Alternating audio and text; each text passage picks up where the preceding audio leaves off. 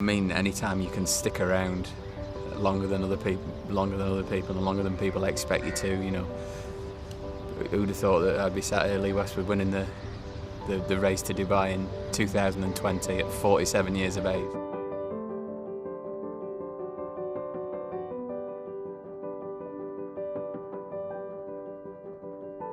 Lee, many congratulations. This marks your Thank you. third Race to Dubai victory. Now you've had a little bit of time to digest. Has it sunk in yet? No, it won't sink in for a while.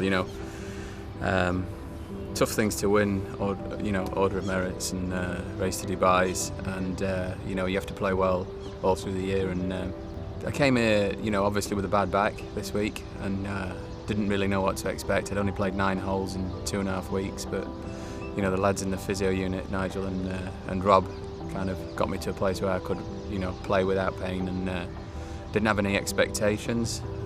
Even today, didn't really have any expectations. Just went out to try and shoot the lowest score I could shoot, and really to try and win the tournament,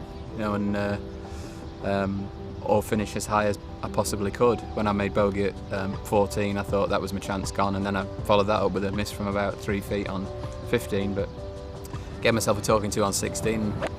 Knew how to have a good finish, and a lovely drive down 16, a wedge to 2 feet. That's a beauty. That is a absolute honey. Keeping his hopes alive. I had a great par on 17 when I hole from 15 feet, and great drive up the left, hybrid into the right hand trap, lovely bunker shot to 2 feet and tapped it in for birdie. And then it's a roll of the dice, see what happens, see how other people finish off, because it's not an easy finish round here.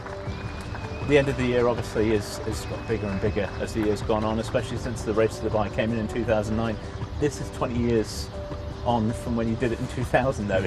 I mean, this satisfaction levels, is this even greater? Yeah, I mean, anytime you can stick around longer than other people, and longer than people expect you to, who'd have thought that I'd be sat here, Lee Westwood, winning the race to Dubai in 2020 at 47 years of age. So, it's kind of a thing that the young lads do, And but I try and keep myself in fairly decent shape, and I've still got the enthusiasm for the game, and I'm still happy, and I love practicing and doing the hard work, and it pays off. At 47, sorry to mention age, you've brought it up once or twice. I'm 48 in April, so it's not. I'm nearer 48 than 47. This makes you the oldest Race to Dubai winner. Your longevity in the game, I'm guessing this has got a lot to do, especially what you've been doing this year in the gym. Yeah, I work hard in the gym, myself and Helen. We go and work out together, and I've got Steve McGregor who helps me with all my training and puts programs together for me, and it's worked well over the last few years.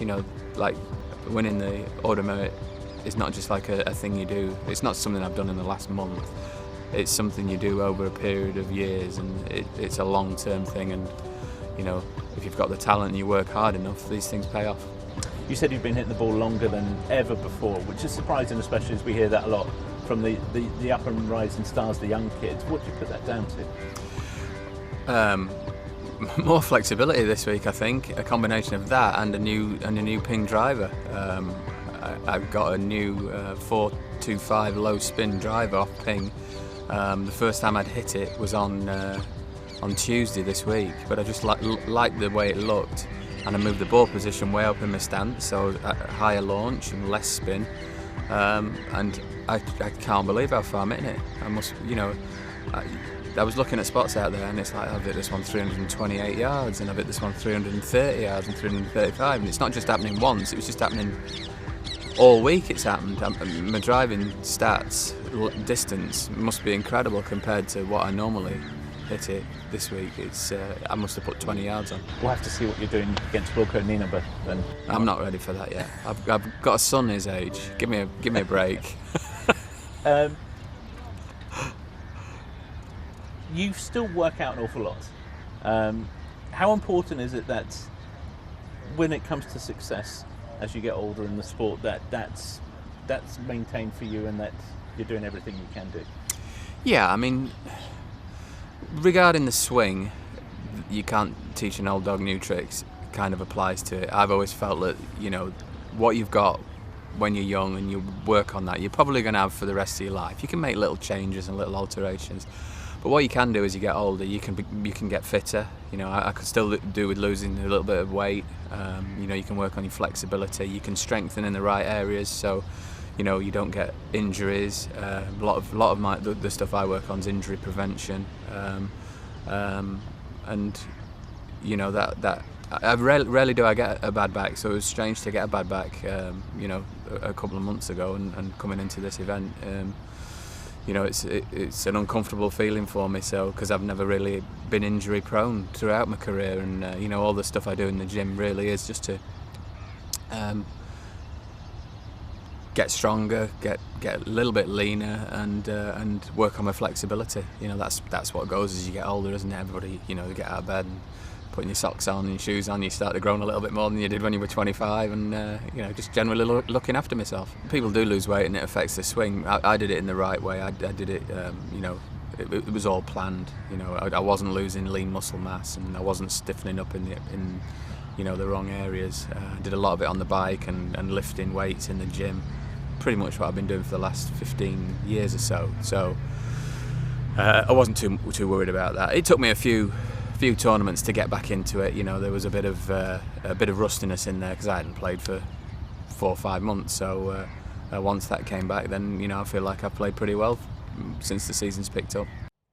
At the beginning of the season, January, you won the Abu Dhabi HSBC, and you've been near the top of the rankings all season, but only led the race to Dubai today after the final group left the 17th. Yeah.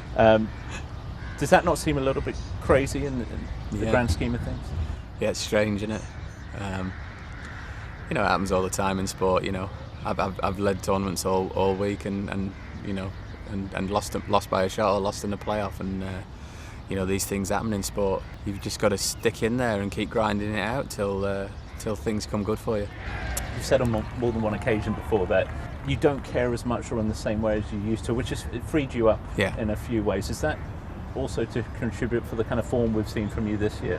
Yeah, I think so. I think I do care. I care enough to work hard still. I'm not blasé about it. I know I need to work hard to stay up with these young lads that are out here. I've got the reality of knowing that it's just a game of golf at the end of the day, and if the little white ball won't go in the little white hole, there's a lot of other factors to take into consideration. You can only do your best and go through the process on each individual shot.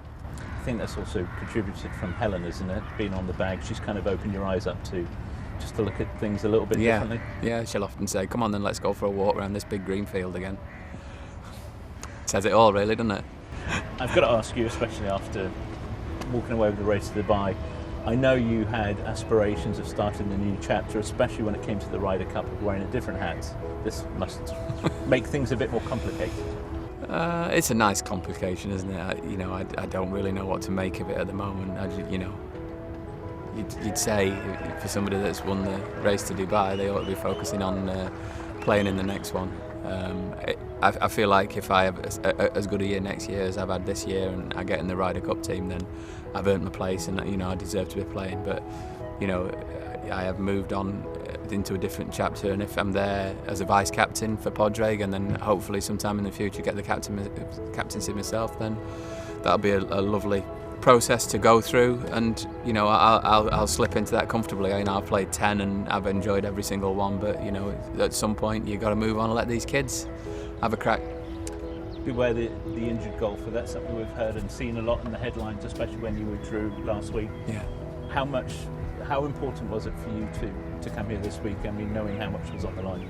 Yeah, it's a massive tournament, this, and you don't get many chances to win the race to Dubai. So last week I wouldn't have been able to play. I needed another week's recuperation, and I came here and didn't know what to expect. But I would have done pretty much anything to tee up Thursday and give myself a chance. Matthew Fitzpatrick has called you the very definition of the European Tour. What does that mean to you? It's lovely when people that your contemporaries say nice things about you. So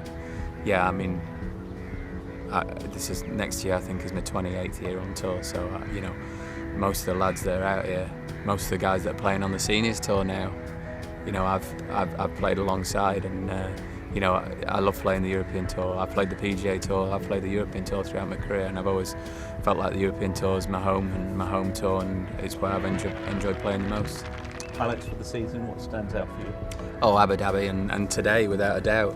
You know, there's been spells where, you know, I've played very well. I finished 4th at the Honda at the start of the year and played well at the US Open. But, you know, nothing beats winning, and, you know, winning Abu Dhabi and then finishing 2nd today to win the race to Dubai. That's why all sportsmen do what they do. It's that feeling of winning. It'll be a nice Christmas anyway. Would have been a nice Christmas anyway. You know, I don't base my life around golf results anymore, so the turkey will just be bigger. To watch another European Tour video, click here, and to subscribe, click here.